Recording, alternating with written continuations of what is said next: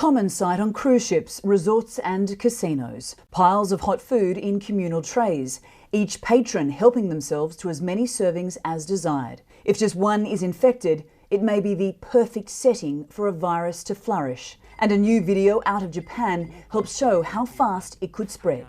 Medical experts teamed up with the country's public broadcaster, NHK, in an experiment that simulates a cruise ship's buffet-style restaurant. First, one of 10 participants rubs his palms with special liquid only visible under black light.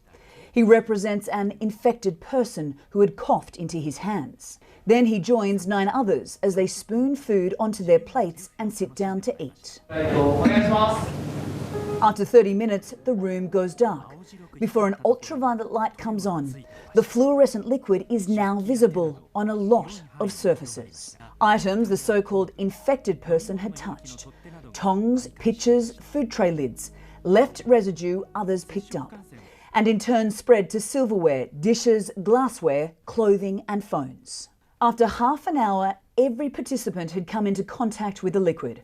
3 of them had gotten it on their faces, a visual show of how easily a contaminated substance can travel. The issues with that video is that there's a lot of material which was put on the hands, and so that's a very artificial situation.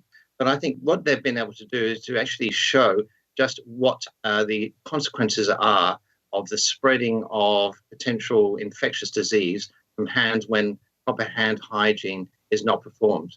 Video of the experiment has been viewed millions of times since it was posted by NHK. The Joint Project Supervisor says it's partly meant to illustrate how often some surfaces are touched by many people, like handrails, light switches or door handles. It may seem radical, but I think that video should be put in front of every single public restroom. Many of the countries which have opened up is that the outbreaks have been linked to small clusters, what people call not necessarily the people being super spreaders, but the locations being super spreaders, which highlights the need that people must be having much more attention to hand hygiene as well as to the social distancing.